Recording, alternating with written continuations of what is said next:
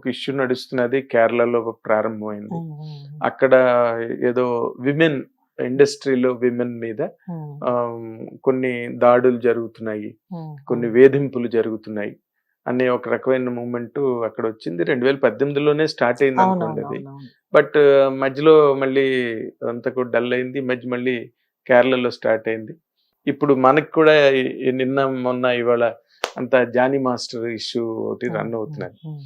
ఇలాంటి సందర్భాలు మీ career beginning లో గానీ లేకపోతే మీ కెరీర్ రన్నింగ్ లో గానీ మీరు ఏమైనా ఫేస్ చేశారండి? నేను చెప్తానండి. వీళ్ళు కేరళలో అన్నారు, ఇక్కడ అంటున్నారు, వీళ్ళు ఎందుకు చేస్తున్నారు అంటున్నాను. సినిమాలు తీయకుండా మానేయచ్చు కదా. ఆ సినిమా డైరెక్ట్ తో ఒక మాట్లాడుకొని మనం వెళ్ళాక వాళ్ళు ఇలా జరుగుతుంది వచ్చేయచ్చు స్పాట్ నుంచి. ఎవరు అడగరు, వాళ్ళ పొరువే పోతుంది కదా. డైరెక్టర్ పొరువు ఎవరిని మీద చేయాలనుకున్న వాళ్ళ పొరువు పోతుంది కదా, వచ్చేయచ్చు కదా. అవన్నీ అయిపోయాక మాట్లాడుతున్నారండి ప్రతి ఒక్కళ్ళు. నాకు అది ఆ సిచ్యువేషన్ నచ్చట్లేదు. అదే ఇప్పుడు జానీ మాస్టర్ విషయం కూడా మనం మాట్లాడుకుంటే 5-6 ఏళ్ళుగా పనిచేస్తుంది అంటున్నారు అమ్మాయి. 5-6 ఏళ్ళుగా మాట్లాడింది, ఇప్పుడు ఎందుకు మాట్లాడుతున్నా నాకు అర్థం కావట్లేదు. అదే అందరికీ ఆశ్చర్యంగా ఉంది. ఇప్పుడు మేబీ ఒకటి ఏంటంటే అండి, ఇప్పుడు అబ్బాయి రేప్ ఎవరి గురించి నేనేం కామెంట్స్ చేయట్లేదు. అబ్బాయి ఎంత తప్పుందో నాకు తెలియదు, ఆ అమ్మాయి ఎవరో కూడా నాకు తెలియదు. కానీ నేను యాజ్ ఏ హ్యూమన్, నేను ఒక అమ్మాయిగా చెప్తున్నా, ఇండస్ట్రీలో మనం ఏదన్నా చెడిపోవాలంటే బాగుపడాలన్నా మన చేతిలో ఉండే విషయం ఇది. ఇప్పుడు ఈ అపార్ట్మెంట్ లో మనం ఉన్నామండి, మన మీద ఎవడో వచ్చి దాడి చేస్తుంటే అరిస్తే పక్కనోడు రాడా? చిన్న ఎగ్జాంపుల్ అంతే. ఇప్పుడు ఈ అరిస్తే తలుపుల దగ్గరికి పోయి గట్టిగా కేకలిస్తే పక్కింటి వాళ్ళు కూడా పరిగెడతారు. ఏ సందరూ ఆ పక్క వీళ్ళు ఇక్కడ ఫ్లాట్ లో ఎవరో ఒకటి ఏదో లోపల అరుపులు వినిపిస్తున్నాయని అంటారు కదా. మీరు సైలెంట్ గా ఉంటేనే కదా ఏది తెలియదు. దాన్ని రేపుని మనం ఏదో మనం ముద్రేసి దాని మీద మాట్లాడడం అనేది ఇన్నేళ్లుగా జరిగింది, ఇప్పుడు జరుగుతుంది అంటే ఎందుకో నాకు ఇది కొంచెం తేడాగా అనిపించి చెప్తున్నా. అంతే, తేడాగా అనిపించి చెప్తున్నా. అండ్ వాళ్ళు ఎవరి గురించి నాకు తెలియదు. మేబీ ఇప్పుడు కూడా మనకి ఛాంబర్ కూడా దీని గురించి కనుక్కొని చెప్తానన్నారు. తొందరగా కనుక్కుంటే మంచిది. ఎందుకంటే ఒక అబ్బాయి కెరీర్ ఉంది అక్కడ. ఇప్పుడు అబ్బాయి ఎవరో నాకు సంబంధం లేదు, ఇంకో కొరియోగ్రాఫర్.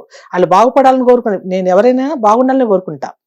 సో ఈ అబ్బాయి ఇప్పుడు నేషనల్ అవార్డు వచ్చి బాగున్నారు. మేబీ అతని మీద జలసీతో కూడా ఏమైనా చేస్తున్నారా? ఇప్పుడు వాళ్ళు అనుకున్నది దొరకనప్పుడు ఇంకొక యాంగిల్ లో ప్లే చేస్తున్నారు కూడా మనకు తెలియదు. అవకాశం కూడా ఛాన్స్ ఉంది. ఎందుకంటే నేను సైలెంట్ గా ఉండి ఉన్నట్టుండి రేస్ చేయడం అనేది నాకు ఎందుకు అనిపించింది అలాగని. అంటే 5-6 ఏళ్లుగా యాక్చువల్ గా అమ్మాయి కార్డు తీసిచ్చారంటారు, అమ్మాయి అసిస్టెంట్ గానే పనిచేస్తుంది అంటున్నారు. ఇప్పుడు మన సినిమా ఇండస్ట్రీలో అబ్బాయి చూడని హీరోయిన్లు ఉంటారండి, ఆ అబ్బాయి చూడని కో ఆర్టిస్టులు ఉంటారా? చెప్తాను ఎగ్జాంపుల్. ఈ అమ్మాయిని ప్రత్యేకంగా వచ్చి మర్డర్ చేసే రేంజ్ లో బెదిరిస్తున్నారా అని చెప్తే అది ఎంతవరకు నిజం అనేది కనుక్కోవాలి. మనం కనుక్కొని మాట్లాడాలి. కనుక్కోకుండా మన ఊరికే దాని మీద మీడియా గానీ రకరకాల అపోహలు క్రియేట్ చేసి ఒకటి మాట్లాడితే, మీడియా నుంచి ఒకటి మాట్లాడితే అందరూ ఇదే నిజమేమో అనుకుంటారు తెలియని ప్రజలు కదా. దాన్ని మనం తప్పుగా తీసుకెళ్ళకూడదు. కొన్ని ఛానల్స్ ఉన్నాయి చాలా రిజర్వ్డ్ గా, వాళ్ళు తెలుసుకోవడానికి ట్రై చేస్తారు. ఫస్ట్ అవ్వనప్పుడే అది నిజం అని ఎవరన్నా చేస్తున్నప్పుడు అవునా కాదు తెలుసుకోవడం కన్ఫ్యూజ్ వేస్తారు ఒక్కోసారి. అంతే తప్పితే ఎవరికి నిజాలు తెలియదండి. అండర్ గ్రౌండ్ ఏం జరిగిందో కూడా మనకు తెలియదు. తెలియనప్పుడు క్లారిటీగా దాన్ని తీసుకోవడానికి ముందు ట్రై చేయాలి. అంటే ఇప్పుడు ఛాంబర్ కూడా ఉదయం ప్రెస్ మీట్ పెట్టిందంట, నిజాలన్నీ తేలుస్తాము. అదే తేలిస్తే మనకు మంచిది. ఎందుకంటే మనం ఆలోచించాల్సి ఒక కోణంలోనే కాదు కదా, రెండో కోణం కూడా నేను చెప్పడం. ఇన్నేళ్ళుగా పనిచేస్తున్న ఒక అమ్మాయి ఉన్నట్టు ఇంత పెద్ద ఇష్యూస్ చేసుకొచ్చి ఇది చేశారు అది చేశారు అని చెప్పడం అంటే, నేను యాజ్ ఎ ఉమెన్ గా చెప్తున్నా, మనం ధైర్యం చేయకపోతే ఎవరు మనం చేయలేరండి. ఆ ఛాన్సే లేదు. ఛాన్స్ లేదంటే ఒకవేళ మీరు రాజీ పడ్డారంటే అది మీ కర్మ. మీరు ఏదో ఆశించి రాజీ పడి ఉంటారు అంతే, ఇన్నేళ్ళు అంతే కదా. ఆశించకపోతే ఎందుకు మనం రాజీ పడతాం? అది ఇప్పుడు 5 ఏళ్ళు ఆవిడ కామ్ గా అంటే వర్క్ లో ఉందంటున్నారు, నాకు తెలియదు, ఉందంటున్నారు. ఉంది అనుకుంటే ఇన్నేళ్ళు ఎందుకు దీన్ని, అంటే ఇన్నేళ్ళు జరగని ఈ రభస ఈ రోజు ఎందుకు జరిగింది అంటున్నాను. మరి మీ డాన్స్ యూనియన్ లో దీని మీద ఏం చర్చ జరగలేదండి? నాది చెన్నై యూనియన్ అండి, హైదరాబాద్ కాదు. Okay, but still me friends గానీ కొలీగ్స్ అందరూ మీతో పాటు కెరీర్ షేర్ చేసుకున్న వాళ్ళు చాలా మంది ఉండుంటారు కదా, దీని మీద ఏ రకమైన చర్చ జరగలేదండి? మీ అంటే జరుగుతుందండి. ఎందుకంటే ఈ అబ్బాయి గురించే కాదు, ఇంతకు ముందు తీసుకుంటే పాతకాలంలో కూడా మనకు సలీం మాస్టర్ అని కొంతమంది ఉండేవాళ్ళు, కొంచెం అమ్మాయిల మీద కొంచెం ఫోకస్ చేసేవాళ్ళు ఉండేవాళ్ళు. కానీ అలాంటి కేటగిరీ పనిచేసేవాళ్ళు. ఓకే, ఇప్పుడు నేను చేయలేదండి, నాకు తెలియదు. సలీం మాస్టర్ ఉన్నప్పుడు ఫేడ్ అవుతున్నారు అప్పుడే. అప్పుడు ఆయన కూడా మాస్టరే, పెద్ద పెద్ద మాస్టర్లు ఉన్నారు. అంటే తప్పు చెప్పట్లే, ఆ లెజెండ్స్ కావచ్చు, ఎవరికో కొన్ని చెప్పలే, అది ఉంటది ఇండస్ట్రీలో. ఇప్పుడు నేను ఇండస్ట్రీకి వచ్చి మాస్టర్ అయినప్పుడు కూడా నేను మనం ఎంత జెన్యున్ గా ఉన్నా ఎక్కడో చోట ఫేస్ చేస్తుంటాం కొన్ని తలనొప్పులు. ఇప్పుడు సుమన్ గారు, నేను సినిమాలు బావమరిది సినిమాలు చేసే ముందు ఒక సినిమా ఏదో సినిమా కూడా నన్ను రికమెండ్ చేశారు. సో వెళ్ళాము, వచ్చాము, ఆయన డైరెక్ట్ వచ్చి రూమ్ లోకి వచ్చి నాకు స్టోరీ నారేట్ చేశారు. జనరల్ గా జరుగుతున్నాయి కదా, మనం వింటుంటాం. ఉన్నట్టుండి అతను వేరే యాంగిల్లో మీరంటే నాకు ఇష్టం అండి అన్నట్టుగా మాట్లాడేస్తారు.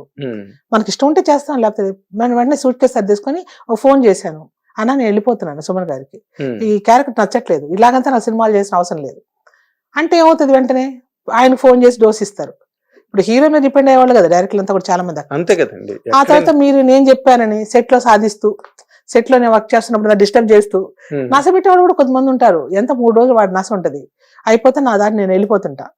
కానీ నా సాంగ్ హిట్ అయిందంటే మళ్ళా ఇంకొక డైరెక్టర్, ఇంకొక ప్రొడ్యూసర్ కూడా ఆ డైరెక్టర్ తో నన్నే పిలిపిస్తారు. ఇది తమాషా ఇండస్ట్రీలో.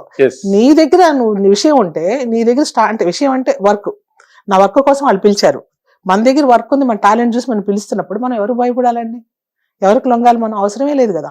అవును, పట్టుదలగా ఉంటే ఏమి కాదు. ఇంకోటి, వాళ్ళ టాలెంట్ ఉండి మంచి ఇదిగా ఉండి ఇంకేదో ఎదురు చూస్తే తప్పులు అవుతాయండి. ఇప్పుడు నేను కూడా ఇంకా పెద్ద సినిమాలు చేయాలి, ఏదేదో జరిగిపోవాలి, ఇంకా పెద్ద పెద్ద బంగ్లాలు కొనుక్కోవాలి, పెద్ద పెద్ద బెంచ్ కార్లో తిరగాలి, ఈ రేంజ్ లో ఫీల్ అయితే ఇంకొకలా ఉంటుంది జీవితం.